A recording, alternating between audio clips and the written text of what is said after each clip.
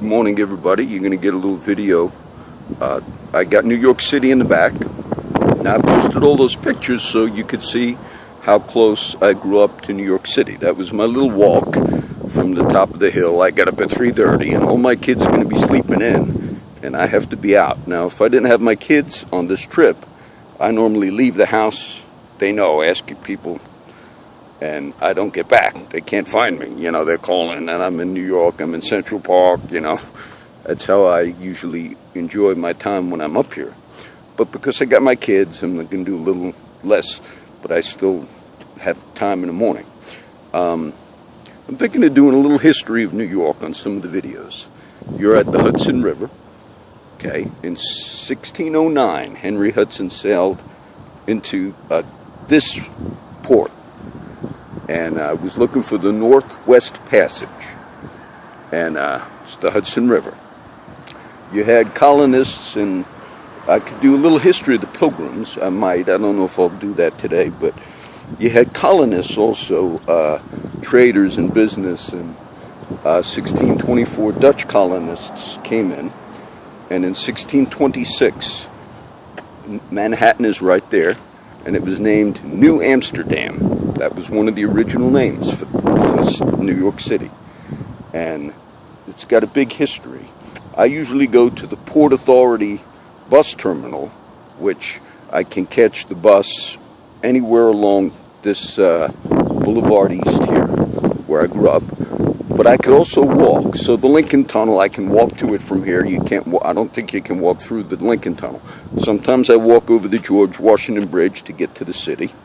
And that Port Authority bus terminal, it serves 7,000. It's got 7,000 buses that run out of that. The biggest one in the world for a bus terminal. The subway system of New York also, the most extensive.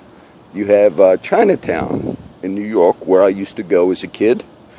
My dad used to take me. It's the largest concentration of Chinese in the Western world, outside of actual Asia. So a lot of history here. A lot of the Christians, when they came, we have the history of the Pilgrims, which is a separate history. They're all mixed, but if you study that aspect of it, the Puritans were during the Reformation. When I talk about the Reformation in the 16th century, and the Protestants broke away, but you had many in the Church of England. A lot of people are confused about King Henry's role in the Protestant Reformation. And King Henry, King of England, he did not agree with Luther and the Protestants. He defended the Catholic Church. He wrote a book, and one of the popes at the time called Henry a defender of the faith, King Henry. He was pretty smart. He defended the seven sacraments, and so the Church of England became the Church of England, also called the Anglican Church, because they simply didn't want the Pope or Rome to have any authority over England. At that time in the history of our world, you began the development of what we call the nation states, because for a long time you didn't have independent ships and navies and all, but the states, nation states, started rising up at that time.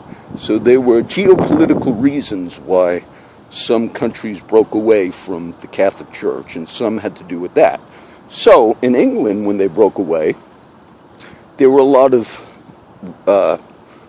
Protestants in England that agreed with Martin Luther and what we call the magisterial reformers, John Calvin, Ulrich Zwingli, and Martin Luther. And these men were really sincere in their disagreements with Rome, and so many wanted to break away completely. But the English Church, the Anglican Church, Church of England, was very much Catholic, except for that one view of rejection of the Pope having authority. So in England you had Puritans who said, no, we don't want any of, we want a full, Reformation ourselves. We want to be complete Protestants. And the history there is they came to this part of the world, of course, called them the Puritans. So their objection was they were like the original ones who wanted independence from England before our country itself broke away from England in our own independence. So that's a lot of history why people came to this area and settled in this area. And so it would take time to do it all, but you look at those different aspects when you study world history. You realize a lot of it had to do with convictions, religious belief, and many of the Puritans that they came in this area, famous men. I was talking to some friends about I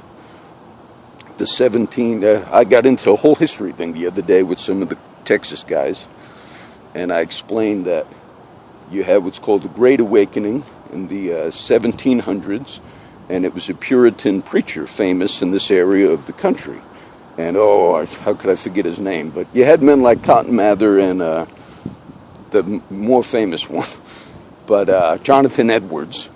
And they were considered part of the first Great Awakening in this country in the 1700s. 1800, you had men like Charles Finney, which were a little more Pentecostal and revivalist in their views, and these were considered the Great Awakenings.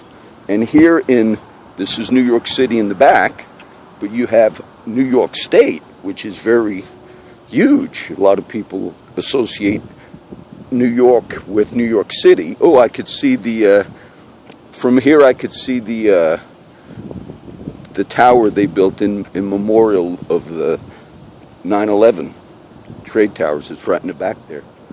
I forget, they call it the Freedom Tower, I believe. You could see the Empire State Building right there. So people came to this country for various reasons. In upstate New York, you had what's called the burned over district, and it was referred to that in the 1800s because many of the revivalists were coming through. There were great revivals, but then there were many who questioned all the different strains of Christianity, the Pentecostal groups and so forth. And at that time, somebody was asking me about the history of the Mormons. I said, and that's where you get Joseph Smith. His belief claimed that, which church is the true church, and in his mind, he was either through his ideas of visions or dreams, whatever he said happened, but he came to understand that he said none of the churches are true. They're all fake, and I'm going to start the true one. And that's one of the problems with a lot of the Protestant churches. That's called the restorationist view, which is we're going to restore the true church, and a lot of them hold that view. But that also took place in religious movements in that part of New York State. All right, that's a little history of New York. I might do a few more of that on this little trip I got. This is my old neighborhood, and that's the park, Hudson County Park. You'll get some videos of the park. When I was on the plane, I hope you like that little videos. The little kid next to me with his mom, he flew as a young kid, but like a baby, he's never been on a plane where he could actually see what was going on. So he was kind of screaming a little bit when the plane was taking off, like, ah! And I said, well, you could shut the little window if you want. I like looking out the window. So then he went from like a little panicky. Then his mom put on the little Disney videos. And then he starts laughing. He starts, there's some guys over here. He starts laughing and out loud, like he had the headphones on. He's like, ah, and his mom's like, stop. Then, of course, the plane's coming down later and he's panicking again. So it was like the cycle of life. You come into the world like, oh, it's a strange new world. You have some laughs, and then you leave and you're panicking again. We shouldn't live like that, okay? I was going to make a joke video, not a joke, but I was in that Louisiana airport and we had a layover and the internet was so slow, but I was reading some articles on Trump. And Trump wants to be like, he was threatening El Chapo from Mexico, and then he got into it. So he wants to be a little like, I'm going to go to Laredo. Look, I went through the Laredo checkpoint. Once you get back into the States, that's safe, when you're that far in. So that's all he's going to do. He's going to go to the checkpoint. So I was going to kid and ride. That's it. I'm not with you, Trump. I'm not really with Trump. You know, I don't support Trump, but I was going to say, that's it. I stuck my neck out for you. I went over the border looking for El Chapo, and all you're going to do is go to the checkpoint. I want to tell you a little about that little trip. I wasn't sure. I've been to Mexico before. I wasn't sure if you needed a passport. I just went. You saw that trip. And I just asked one of the girls at like a corner store before I got in. I said, do you need a passport? She says, well, you're supposed to have one, but she said I went over and I didn't have one, but she lives there, so I just figured I'll just see what they say. And when you go in, they don't ask. You paid, I think I paid $1 to get in, walked over the bridge. But on the way back, I guess you did need one because they had long lines. And this is what I want to talk about for a second. And you had all those immigrants coming over. And I know there's stereotypes. When I walked through Nuevo Laredo, which is the Mexican side, it's no different than you see me in Corpus Christi. It's one of the streets I showed you in the pictures recently where I put that little cross in Corpus Christi. That's called Laredo Street, where I work with a lot of guys. It's no different than where you saw me in Mexico. And some of the guys over the border, they're not threatening when they come up to me. They're like, do you want some Xanax? You need a dentist? The hooker was talking to me, you know. But and I told them, no, I'm doing ministry, and I gave them my ministry card. And some of those guys, when they see me walking like that, then I walk back out of Mexico, and they were nice, you know, like, oh, he's doing ministry. John, do all those gangs in Mexico or in Texas, and do they respect God? And actually, I understand their lifestyles do not. But if they know that you're doing ministry, a lot of them do respect that. They say, oh, yes, they're familiar. They grew up with missionaries preaching, trying to help them, like you see me trying to help the guys. They know those things. They've seen that. A lot of them have a background of raised as Catholics. And so missionaries go there a lot. And that shouldn't, and when I was coming back over the border, there's a long line to get back into Texas. And I didn't have my papers, and I realized there were lines, documents or this or that. And, you know, a lot of the locals there realized, oh, he's just a tourist, just the people in line. And there was a long line to get back into the U.S. And they said, oh, you don't have to be in this line. This is like for all of us that are illegals with the papers or legals with our documents. They said, you could just go over there, the shorter line. And they knew, they didn't have to tell me that, but they saw, oh, this guy's, you know, he's visiting. And then when you get to the border, the gate, where you got to show your documents to get in the U.S., you know, I realized they were putting their little passports and documents in a little scanner. And I didn't have it, so I just stuck my license in there. And the Border Patrol Mexican guy, you know, working for Mexico there, he realized, you know, oh, this guy's, you know, doesn't have anything. So he just took my license, looked at it, you know, what's your birth date, you know, and oh, I hope you have a good time. And so most of the immigrants, that's where you see like Jeb Bush and others take a much more moderate position on illegal immigration, because most of the immigrants that come to the country are family people. They're the type of people you saw me talking to the lady at the shop, buying the little accordion from the man, the old Mexican man, trying to make money, selling their little things. I walked into a few shops. Most of them are like that, just like you would see most of the people in my other videos in Corpus Christi, okay? So, and they were trying to help, you know, telling me, oh, you go in this line. And so the image, because of politics, illegal immigration, sure, it's a problem.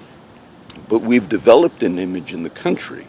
This whole region where I am now, this is the largest immigrant port, Ellis Island, the largest immigrant port that we have comes through here, this area. And I just told you about the Asian Chinese population. You have Little Italy. So immigrants is what the country is made of. And it's sad that because of politics, we've developed a view of many of the immigrants that's not a good view, at least in my mind. It's also funny whenever I come in, whenever I fly into this area, I always use, you can get like the cabbies, the actual cabs, or there's a lot of the Pakistani, Indian people who run their own little illegal cab service. It's illegal because they don't have all the paperwork that you probably need to run a real thing, okay? So I usually use those guys. I know you could use Uber, but I usually just, and the way those guys find you is an older man I used yesterday. He might have been in his 60s, and he's dressed. And when you get off and you get your luggage, they kind of like secretly just ask you, you need a ride? So if you don't know, I've used them before. Those are the guys I use. And it could look suspicious, so my kids are getting the luggage. And I said, okay, I'm going to get this guy. He's going to be cheaper than if I took a cab. And I told my kids. But what they do, if they've done it before and they did it yesterday, they tell you, okay, just wait over here next to this car. And wait next to this red truck, and I'll go get my car. Now, it looks very suspicious, but they do that because they're not legal in the sense of cabbie and all. So he goes, gets his car, which was a BMW. But they even have the price. He said, where are you going? I said, well, I'm going to North Bergen. It's a little bit of a drive from Newark Airport. And so I said, but just, if you don't know, I told him, just get off on Tunnelly Avenue, and all the signs of New York City are the same as right here, because you see how close we are. And then he's talking to me, and he said, oh, yes, we lived on 76th Street of North Bergen. I said, oh, I went to high school there. And he said, oh, my wife graduated from North Bergen High School, he's telling me. But he asked me what year, but she was older than me, so we had a good talk. And I do that every time I talk to the guys. A few years ago, it was an Egyptian, because some of them you'd think, oh, they might be Muslim, John, or whatever. One of them was an Egyptian Christian. Grew up in Egypt, one of the guys a few years ago, Coptic Christian.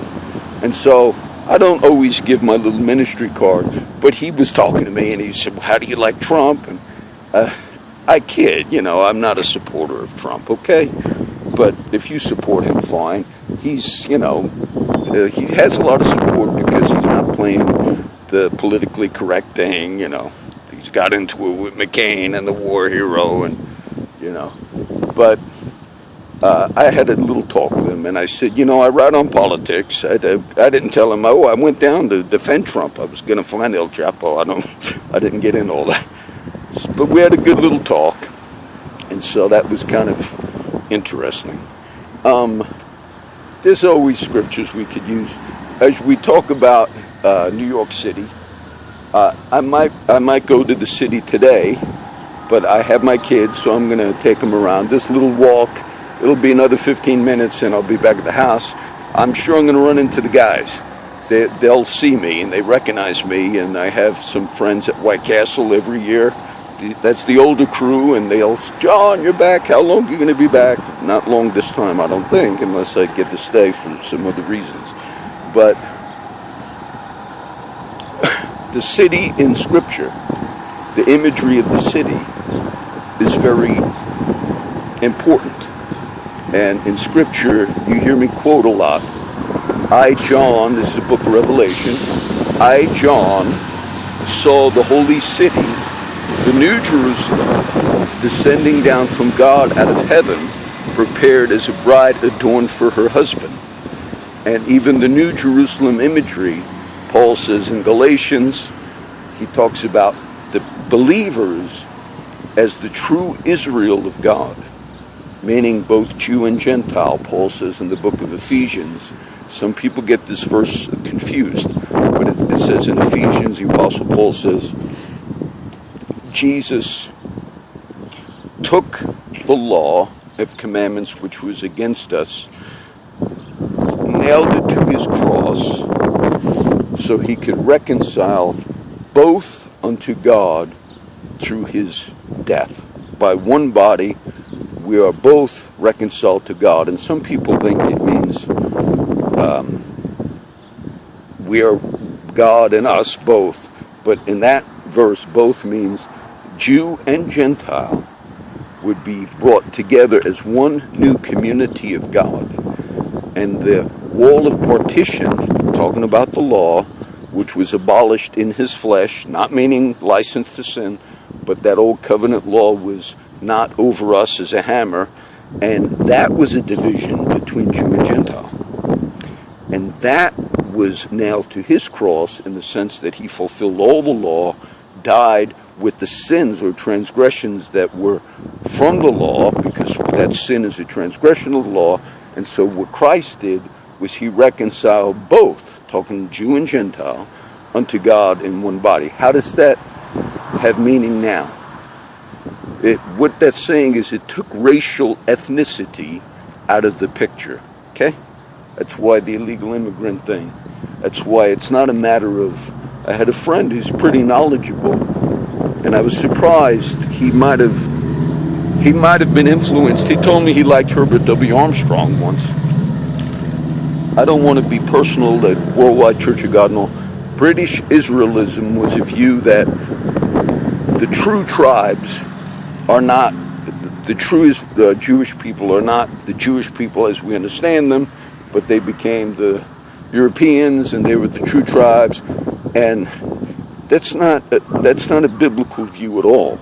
But my friend, who's pretty smart, I realized as he was talking to me about his, watching some of those teachers over the years, he said, but Paul does say, John, in Galatians, we are the true Israel of God. Now, those verses you heard me quote, it's not talking about tracing an ethnicity, whether who is the true natural ethnicity of a tribe. It's talking about we who believe, all Jew and Gentile, regardless of ethnicity. We have the circumcision not made with hands, actual circumcision, which was a sign of the covenant of the law, but we have the circumcision of the heart, meaning we have been born anew. I'm reading Jeremiah, and I mentioned Jeremiah 31 would have been the chapter. I'm not going to do a lot of chapters on this. I'm going to talk more on this trip. But the great prophecy of Jeremiah was a day is coming where the law will be written upon your heart. I will give you a new heart. So today, where we live as believers in this age of grace, it's not ethnic things. It's not. That's why the being anti-immigrant and the view that's developed. It was good that I went to Mexico, that you saw that those people were the same as if you were in Texas or if you were in New York here.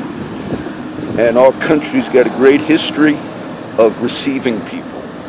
And so that's what this was founded. This whole thing was founded on immigrants. That is, New York City is the financial capital of the world. It's the media capital of the world.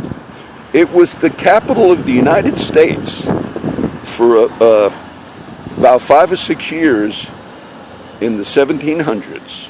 There's a history to this.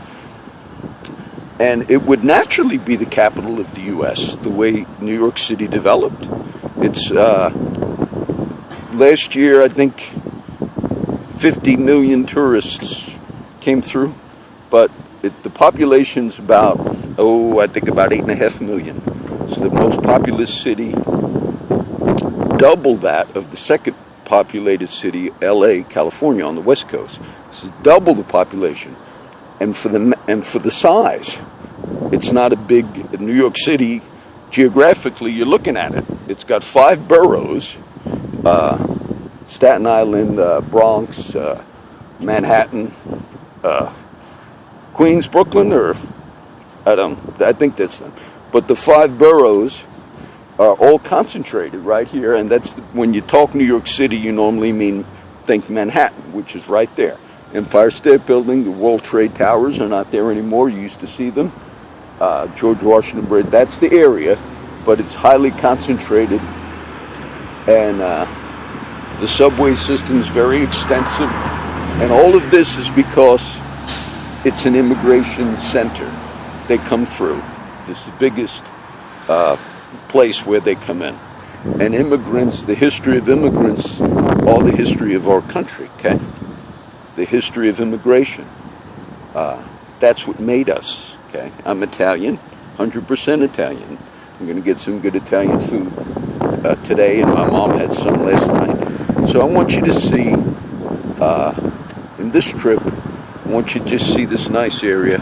The Hudson River right there below. Used to ride our motorcycles, little motorcycles, go-karts along this river. It's all developed now. There's not a lot of spots like back in the old days. And all my North Bergen friends, some that are on Facebook, we used to come at this park. I have some North Bergen friends that live all around here and who follow on Facebook. So this is a spot, this is my spot where I grew up. All right, I did about 25 minutes. Enjoy the pictures, enjoy these little videos, and I'll upload this later. God bless.